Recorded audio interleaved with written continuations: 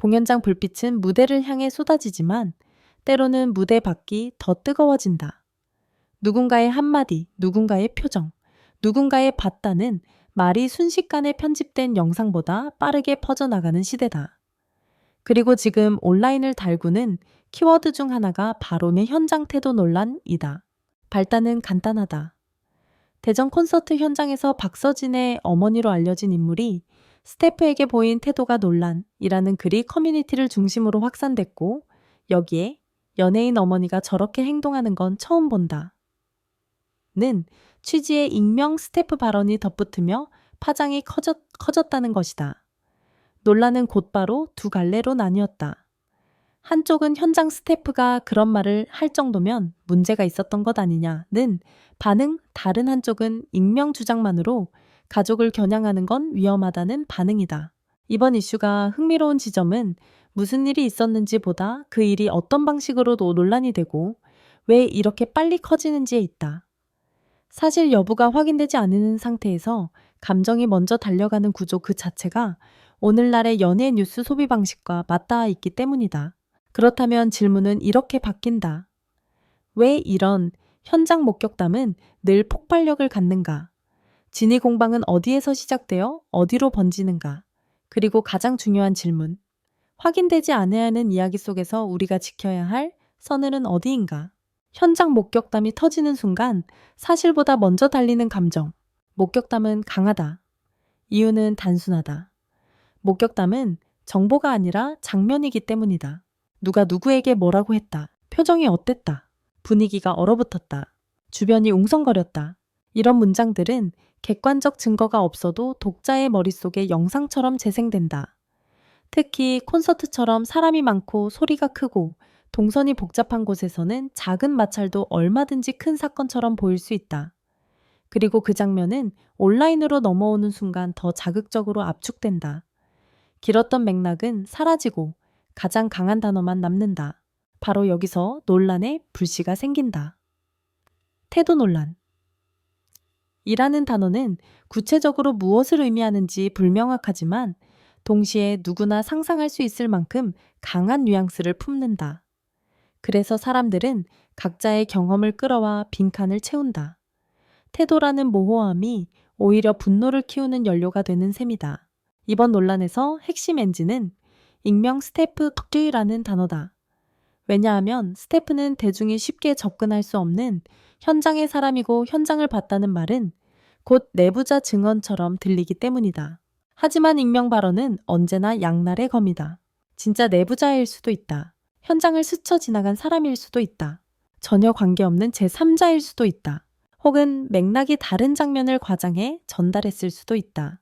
익명 발언이 무서운 이유는 진짜인지 아닌지를 떠나 그럴듯하다는 인상을 만들어내기 때문이다.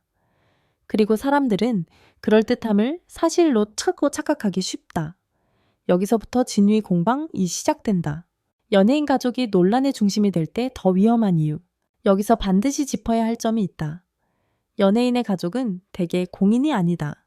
물론 방송 출연 등으로 이미 대중에게 알려진 경우도 있지만 그럼에도 가족은 본질적으로 일반인에 가까운 영역에 있다.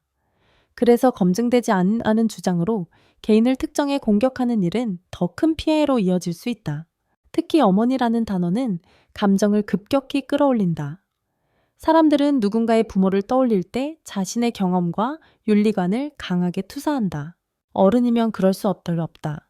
부모가 저러면 자식 이미지도 그 집안이 이런 식으로 논란이 빠르게 인격 가정 출신까지 번지기 쉽다. 그리고 이 지점부터는 사실 확인의 문제가 아니라 낙인의 문제가 된다. 콘서트 현장이라는 특수성 오해가 자라기 쉬운 환경. 공연장은 오해가 자라기 좋은 공간이다.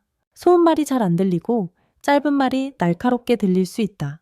동선 스태프들은 시간에 쫓기고 관객은 안내에 예민하다.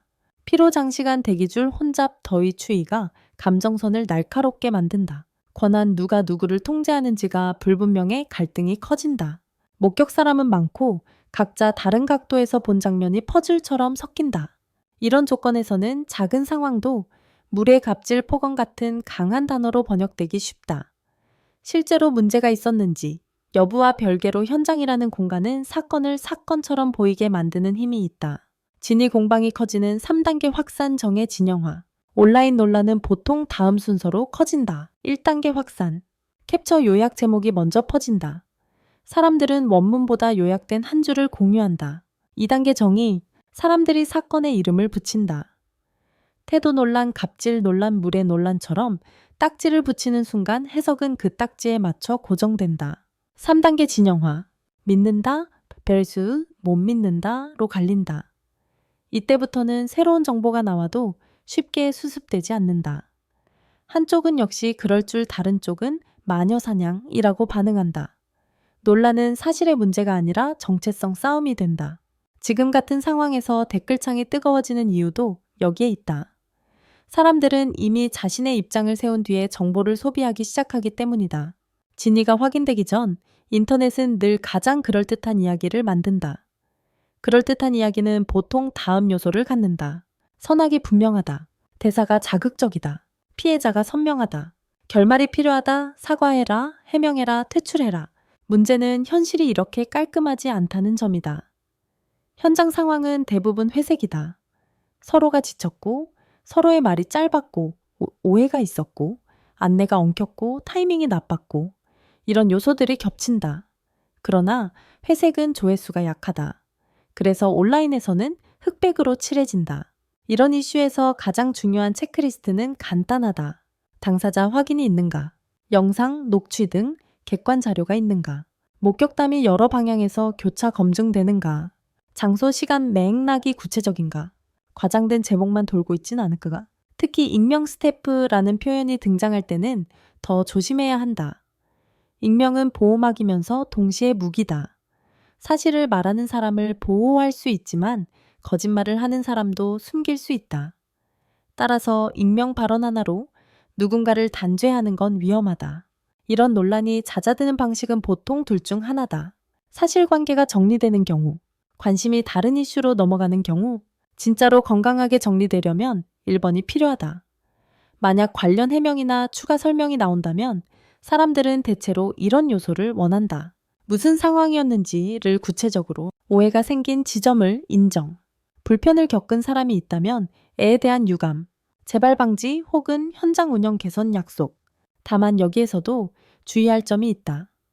연예인 본인이 모든 현장 운영의 책임자가 아닐 수 있고 가족 일반인의 영역까지 무리하게 끌어오는 해명은 또 다른 불씨가 될 수 있다. 그래서 핵심은 공격이 아니라 정리다. 이번처럼 확인되지 않은 목격담이 크게 번지는 현상은 단지 한 사람의 행동을 넘어서 대중이 연예 뉴스와 팬덤 이슈를 소비하는 방식을 보여준다. 우리는 자극적인 한 줄에 너무 빨리 반응하고 익명이라는 말에 과도한 권위를 부여하고 사실 확인보다 감정 표출이 먼저 나오며 공인과 일반인의 경계를 쉽게 무너뜨린다. 그래서 지금 필요한 태도는 아이러니하게도 태도 논란이라는 키워드와 정반대다. 조금 더 차분히, 조금 더 조심스럽게, 조금 더 확인하는 태도. 혹시 정말로 현장에서 누군가 상처를 받았다면 그 상처는 가볍게 넘길 일이 아니다. 동시에 확인되지 않아야 하는 이야기로 특정 개인을 몰아붙이는 것도 또 다른 상처를 만든다. 이 두 가지를 동시에 놓치지 않는 것, 그게 진위 공방의 소용돌이 속에서 우리가 지켜야 할 최소한의 균형이다.